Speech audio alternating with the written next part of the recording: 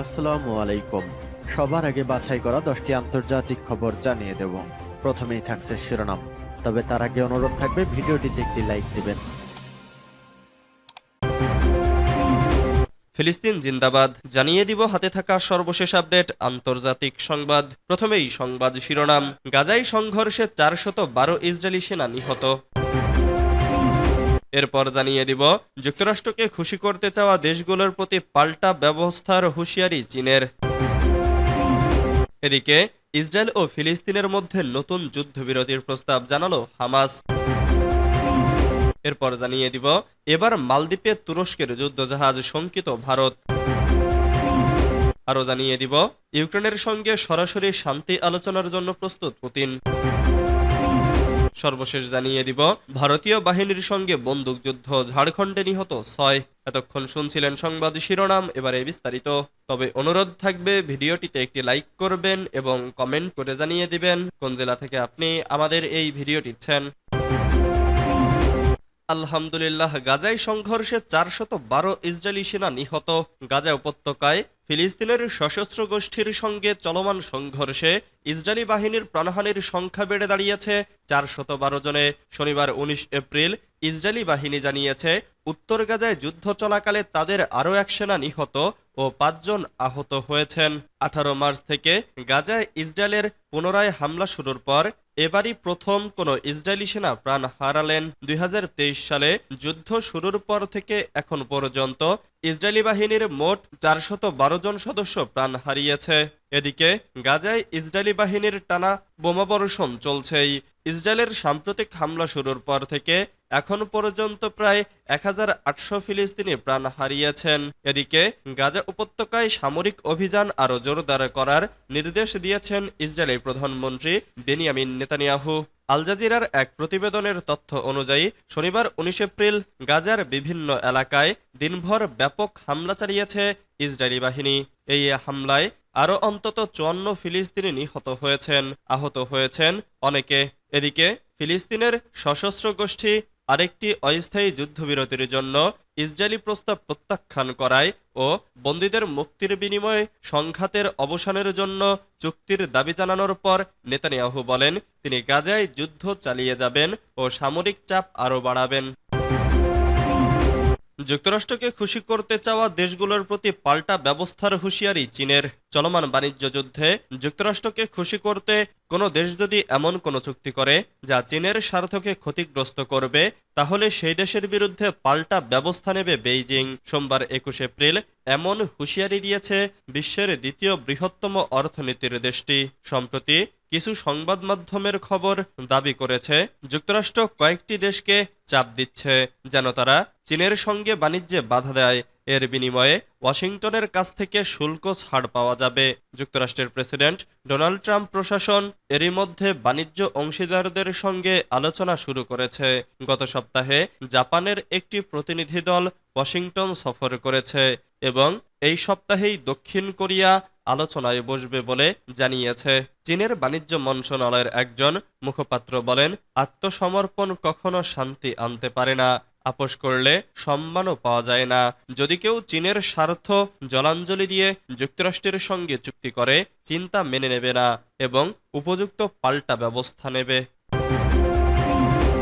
Israel ও ফিলিস্তিনের মধ্যে নতুন যুদ্ধবিরতির প্রস্তাব জানালো হামাস। গাজা উপত্যকায় যুদ্ধ অবসানে কাতার ও মিশরের মধ্যস্থতাকারীরা নতুন একটি যুদ্ধবিরতির পরিকল্পনা প্রস্তাব করেছে। ইসরায়েল ও হামাসের মধ্যকার যুদ্ধবিরতির আলোচনার সঙ্গে সংশ্লিষ্ট এক জ্যেষ্ঠ ফিলিস্তিনি কর্মকর্তা বিবিসিকে কথা বলেছেন। ওই কর্মকর্তার মতে 5 থেকে 7 বছর স্থায়ী হবে এমন একটি যুদ্ধবিরতির বিষয়ে বিবেচনা করা হচ্ছে।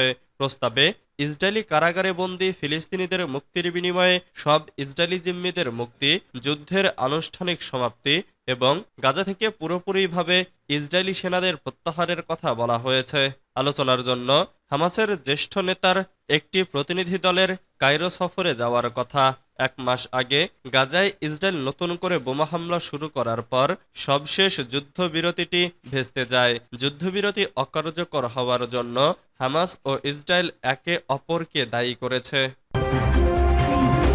এবার মালদ্বীপে তুরস্কের যুদ্ধজাহাজ শঙ্কিত ভারত মালদ্বীপকে বিশেষ যুদ্ধজাহাজ সহ আরও অনেক বিধ্বংসী সমরাস্ত্র দেওয়ার ঘোষণা দিয়েছে তুরস্ক।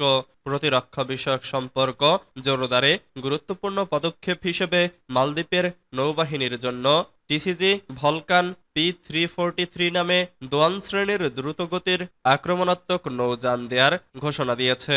এই হস্তান্তরটি এবছরের এপ্রিল থেকে জুন মাসের মধ্যে সম্পন্ন হবে এবং ডকল্যান্ডিং শিপের মাধ্যমে বিশেষ যুদ্ধজাহাজটি মালদ্বীপে পাঠানো হবে। সেখানে জুলাই মাসে একটি নৌবাহিনীতে কমিশন করা হবে। তুরস্কের একটি নৌ প্রশিক্ষক দল মালদ্বীপে পৌঁছে বিশেষ জাহাজটির বিভিন্ন সিস্টেম চালু করবে এবং মালদ্বীপের নৌসেনাদের জন্য 2 সপ্তাহব্যাপী একটি প্রশিক্ষণ কর্মসূচি পরিচালনা করবে। ইতোমধ্যে এই প্রশিক্ষণ কার্যক্রম 7 এপ্রিল থেকে তুরস্কে শুরু হয়েছে এবং 9 মে শেষ হওয়ার কথা রয়েছে। এই অনুদান তুরস্ক ও মালদ্বীপের মধ্যে প্রতিরক্ষা সহযোগিতার একটি নতুন মাত্রা সূচনা করেছে এবং ভারতীয় মহাসাগরীয় অঞ্চলে মালদ্বীপের কৌশলগত অবস্থানের কারণে এটি ভারতের জন্য চরম উদ্বেগের কারণ হয়ে উঠেছে। ইউক্রেনের সঙ্গে সরাসরি শান্তি আলোচনার জন্য প্রস্তুত পুতিন। ইউক্রেনের শান্তি প্রতিষ্ঠার জন্য দ্বিপাক্ষিক আলোচনার প্রস্তাব দিয়েছেন রুশ প্রেসিডেন্ট ভ্লাদিমির পুতিন। তিনি বলেছেন, একদিনের ইস্টার যুদ্ধবিরতির পর তিনি আরও যুদ্ধবিরতির আলোচনার জন্য প্রস্তুত। পুতিন বলেছেন, শনিবার একতরফাভাবে ঘোষণা করা 30 ঘন্টার একতরফা যুদ্ধবিরতির পর যুদ্ধ আবার শুরু হয়েছে। উভয় পক্ষই একে অপরকে যুদ্ধবিরতি লঙ্ঘনের জন্য অভিযোগ করেছে। রুশ রাষ্ট্রীয় টিভির একজন প্রতিবেদককে পুতিন বলেন, মস্কো যেকোনো শান্তি উদ্যোগের জন্য উন্মুক্ত এবং কিয়েভের কাছ থেকে একই প্রত্যাশা করে। পুতিন বলেন, আমাদের সর্বদা যুদ্ধবিরতির প্রতি ইতিবাচক মনোভাব রয়েছে, যে কারণে আমরা এই ধরনের উদ্যোগ নিয়ে এসেছি। বেসামরিক লক্ষ্যবস্তুতে জেলেনস্কির প্রস্তাবিত 30 দিনের যুদ্ধবিরতি সম্পর্কে জানতে চাইলে তিনি বলেন, এটি সাবধানতার সঙ্গে বিবেচনার বিষয়, সম্ভবত দ্বিপাক্ষিকভাবেও। আমরা এটিকে উড়িয়ে দিচ্ছি না। ভারতীয় বাহিনীর সঙ্গে বন্দুকযুদ্ধ, ঝাড়খণ্ডে নিহত 6। ভারতের ঝাড়খণ্ড জেলা ভারতীয় বাহিনীর সঙ্গে বন্দুকযুদ্ধে অন্তত 6 জন নিহত হয়েছেন। সোমবার 21 এপ্রিল ভোর 5:30টার দিকে ঝাড়খণ্ডের বোকারো জেলায় লালপানিয়া এলাকার লুগু পাহাড়ে এই ঘটনা ঘটে। সোমবার 21 এপ্রিল এক প্রতিবেদনে এ তথ্য জানিয়েছে সংবাদ মাধ্যম এনডিটিভি। ভারতের সেন্ট্রাল রিজার্ভ পুলিশ ফোর্স এর বরাতে সংবাদ মাধ্যমটি জানিয়েছে, 209 commando battalion for Resolute action ওই এলাকায় অভিযান পরিচালনা করে। এ সময় মাওবাদীদের সঙ্গে বন্দুকযুদ্ধে জড়িয়ে পড়েন তারা। গোলাগুলির ঘটনায় 6 মাওবাদী নিহত হয়েছেন। এ সময় ওই এলাকা থেকে সেনারা একটি SLR, 2টি ইনসাস রাইফেল এবং একটি পিস্তল জব্দ করা হয়। অভিযানে এখন পর্যন্ত সিআরপিএফ এর কোনো সদস্য হতাহতের খবর পাওয়া যায়নি।